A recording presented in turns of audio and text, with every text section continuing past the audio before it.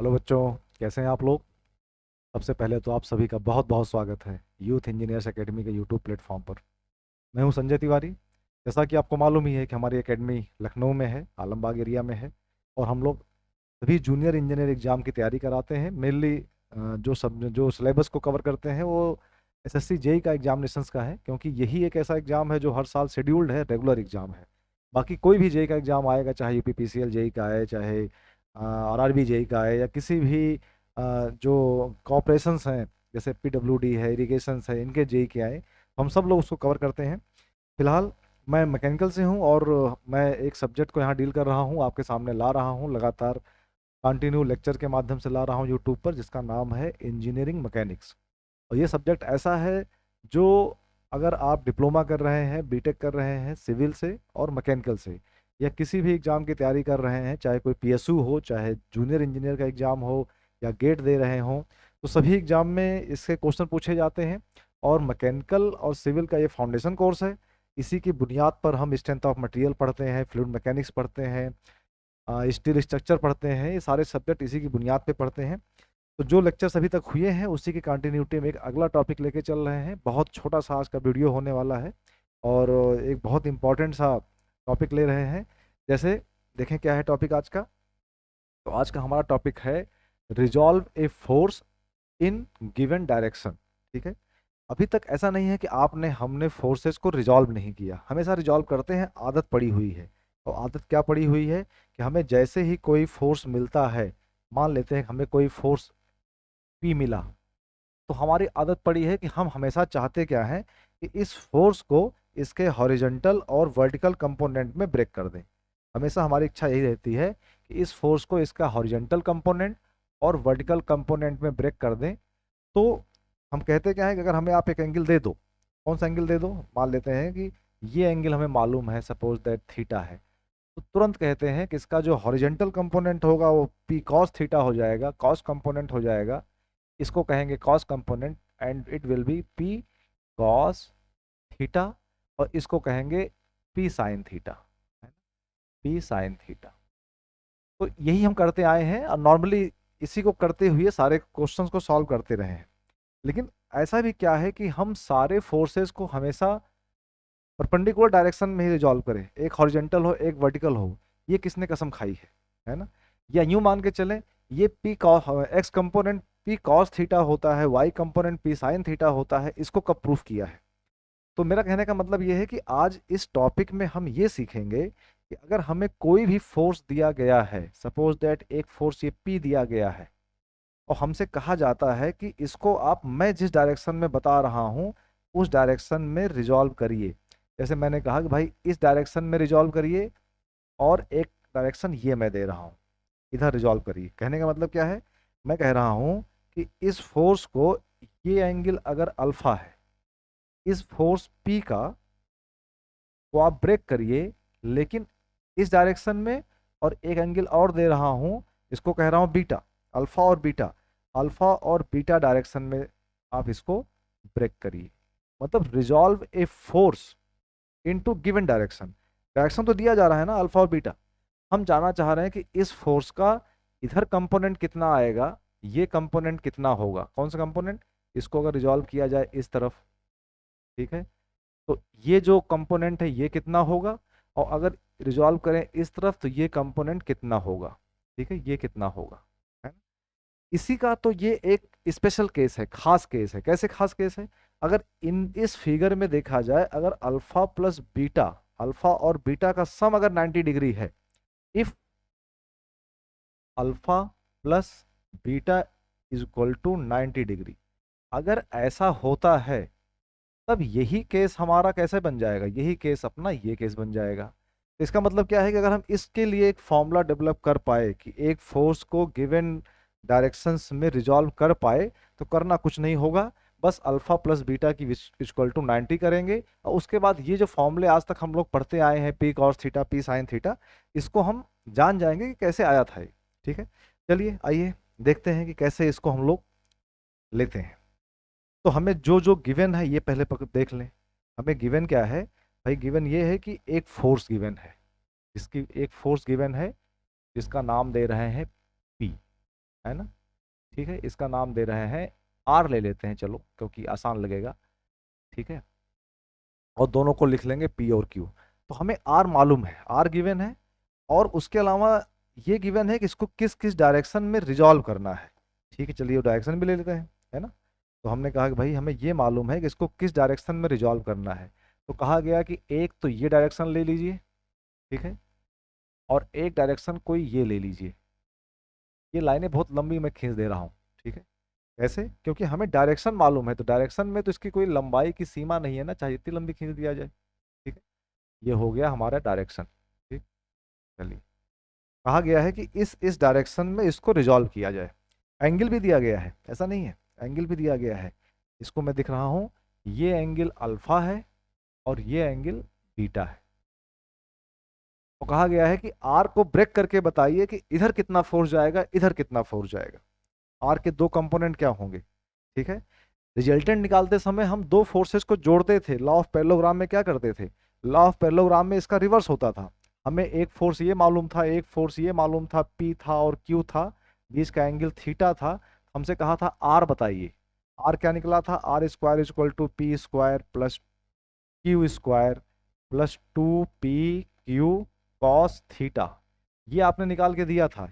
इसने क्या बताया था कि एक दो फोर्सेस को जोड़कर एक करना है। यहाँ क्या करना है, एक फोर्स को जोड़कर दो करना है। तो जाहिर सी बात है कि अगर दो से एक बन जाएगा तो एक से दो भी बन जाएगा। इसको हम लोगों ने कैसे निकाला था, लॉ ऑफ पैरेललोग्राम से निकाला था। एक पैरेललोग्राम बनाया था और डायगोनल इसको लेके निकाला था, इस डायगोनल को। तो इसी प्रोसेस से फिर पैरेललोग्राम बनाएंगे और देखेंगे अगर दो फोर्स को जोड़ने के लिए पैरेललोग्राम बनाते हैं तो एक फोर्स को तोड़ने के लिए भी पैरेललोग्राम बनाना पड़ेगा, है ना। और फिर देखते हैं क्या होता है। चलिए कोशिश करते हैं एक पैरेललोग्राम बनाने की। जितनी डाटा हमारे पास है, जो डाटा अपने पास है, इससे एक पैरेललोग्राम बनाने की कोशिश करें। देखिए भाई कैसे बनेगा, आइए चलिए। तो पैरेललोग्राम कैसे बनेगा, डाटा क्या है, जितना ब्लैक कलर से लिखा है वो हमें नॉन वैल्यू है। हमें मालूम है आर का ये पॉइंट कहाँ है। ऐसा करते हैं कि आर के इस पॉइंट से ये जो लाइन दी गई है, हॉरिजॉन्टल लाइन है, इसके पैरेलल एक लाइन खींची जाए। तो चलिए भाई एक लाइन खींचा गया ये, ठीक है। ये लाइन, दोनों लाइन आपस में पैरेलल हो गए, इतना कर सकते हैं। सिमिलरली आर से, इसी पॉइंट से इस लाइन के भी पैरेलल एक लाइन खींच दिया जाए। तो आपने कहा ये लाइन मैंने खींच दिया, ये लाइन भी पैरेलल हो गया। ठीक है, पैरेलल हो रहा ना, हाँ सही है, पैरेलल हो गया।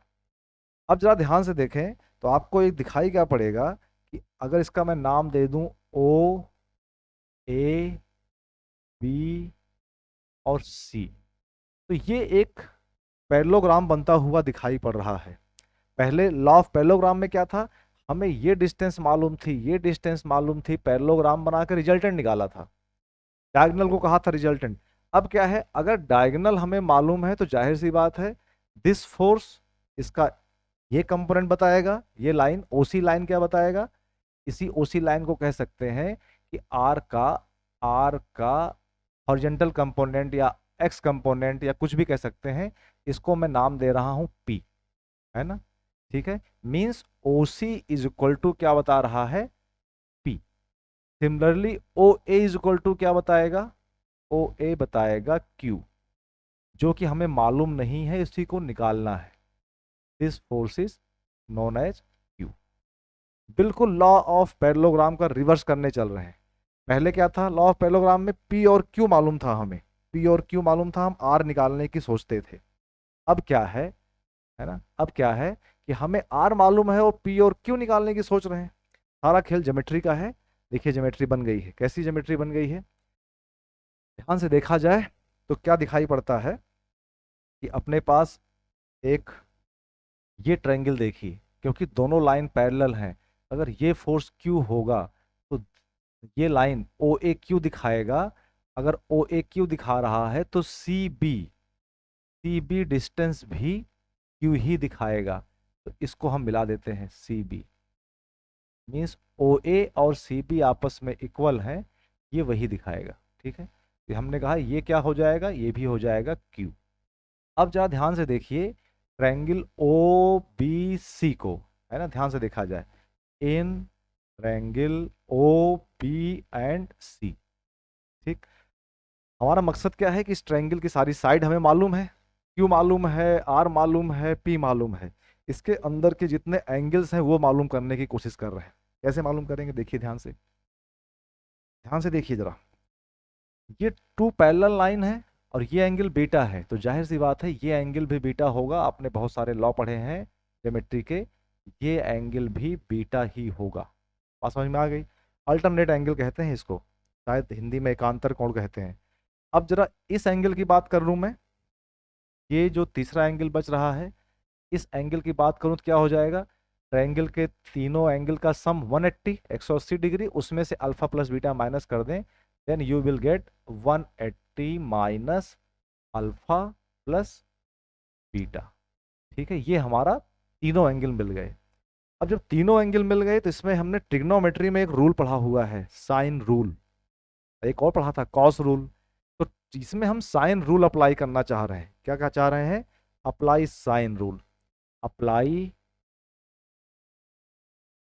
साइन रूल इन ट्रायंगल, किसमें? O B C, O B C, O B C में साइन रूल को दिया जाए। तो साइन रूल याद करिए ट्रिग्नोमेट्री का, चाहे ना हो तो देख लीजिए, है ना, बुक से या नेट पे देख लीजिए, बहुत सिंपल सा है वो, जो आवश्यकता नहीं देखने की, यही समझ में आ जाएगा। वो क्या होता है, एक रिलेशन होता है किसी भी ट्रायंगल के आर्म और उसके अंदर के जो एंगल्स हैं, भुजाओं और कोण के बीच का एक संबंध होता है, जो कि साइन के फॉर्म में आता है, इसलिए उसको हिंदी में कहते हैं ज्या का नियम। साइन को क्या बोलते हैं हिंदी में? साइन को बोलते हैं हिंदी में ज्या, आधा जा और ज्या का नियम। ठीक है ना? चलिए खैर, इससे क्या अवस्था है, लगाते हैं ज्या का नियम, साइन रूल। ठीक है, तो पहला फोर्स, पहला हम इस ट्रायंगल का लेंथ लेते हैं पी, हमने लिखा पी। रूल क्या होता है, आपने एक भुजा ले ली, एक आर्म ले लिया, उसके सामने का एंगल ढूंढिए। तो अल्फा को देखा जाए तो पी के अगल का एंगल है, और 180 माइनस अल्फा प्लस बीटा को देखा जाए तो ये बगल का एंगल है। तो अगल बगल नहीं देखना है, अगल बगल बिल्कुल नहीं देखना है, क्या देखना है? सामने। तो अल्फा अगल हो गया, 180 माइनस अल्फा प्लस बीटा बगल हो गया, तो सामने क्या बचा? बीटा। यहाँ चुपचाप लिखेंगे साइन बीटा। अगेन, अब बात करते हैं क्यू की। ये जो बीसी लाइन है क्यू है, तो क्यू, क्यू के अगल बगल कौन है? क्यू के अगल तो हो गया 180 माइनस अल्फा प्लस बीटा, बगल में हो गया बीटा, सामने कौन हुआ? अल्फा। तो क्यू अपॉन साइन अल्फा। ठीक है, अगल बगल बिल्कुल नहीं देखना है, ठीक सामने। ठीक है, अब तीसरी भुजा लेते हैं, तीसरा आर्म क्या है? ये ओ बी, जिसका नाम क्या है? आर। ठीक है, इसका नाम क्या है? आर, इसको कह रहे हैं आर। अब ये आर अपॉन क्या है? आर के अगल बगल कौन है? इसके अगल अल्फा बीटा, बीटा अगल और अल्फा बगल, सामने क्या है? 180 minus alpha plus beta, one, sorry, sine 180 minus alpha plus beta. ठीक है, ये बिग ब्रैकेट। ठीक, ऐसे हो गया। अच्छा हाँ, साइन रूल इक्वल टू इतना होता है, इक्वल टू इसे कांस्टेंट कहते हैं ये। ठीक है, कांस्टेंट रहता है ये साइन रूल। अब कुछ करना नहीं है, सारा खेल खत्म हो चुका है। आपको करना क्या है, एक बार इसको इससे इक्वेट करना है, एक बार इसको इससे इक्वेट करना है, देखा जाए क्या आता है। इसको इससे इक्वेट करते हैं तो P हमें मिलता है R sign beta divide by sign 180 minus theta होता है साइन थीटा, तो ये हो जाएगा साइन अल्फा प्लस बीटा। ठीक है, तो एक फॉर्मूला तो ये बन गया। देखिए ना, जितना इस फिगर में ब्लैक कलर से है वो हमें नोन है, मालूम है। क्या मालूम है? आर मालूम है पहले से, गिवन फोर्स था, अल्फा बीटा मालूम था, आर मालूम था पहले से, अल्फा बीटा सब मालूम है। तो अल्फा एंगल पर आर का कंपोनेंट क्या होगा? वो पी हो जाएगा। एक आंसर तो आ गया। दूसरा निकाल ले ऐसे, इसको इससे इक्वेट करें, then we will get q is equal to r, इधर जाएगा sine alpha divide by sine alpha plus beta. इस तरीके से हमने दोनों कंपोनेंट निकाल लिए। और ये कोई नहीं कह रहा है कि ये दोनों कंपोनेंट 90 एंगल पे है, एक एक्स है एक वाई है, गिवन डायरेक्शन पे है, ये अल्फा एंगल पे है, ये आर से अल्फा वाला कंपोनेंट है। क्या लिख सकते हैं इसको हम समझने के लिए? यहाँ लिख सकते हैं कि ये अल्फा वाला कंपोनेंट है ना, अल्फा वाला कंपोनेंट, घटक कंपोनेंट, और ये कौन सा है? ये बीटा वाला कंपोनेंट है, ठीक है ना, बीटा वाला कंपोनेंट। तो इस तरीके से आपने ये फॉर्मूले डेवलप कर लिए। इस फॉर्मूले की मदद से हम एक फोर्स को किसी भी दो गिवन डायरेक्शन में रिजॉल्व कर सकते हैं। कोई भी अल्फा बीटा की वैल्यू कुछ भी हो सकती है। अल्फा बीटा की वैल्यू 0 से लेकर 360 तक कुछ भी हो सकती है ना। अब इसी में अगर एक स्पेशल केस ले लें कि if alpha plus beta is equal to 90, देखते हैं क्या हो सकता है।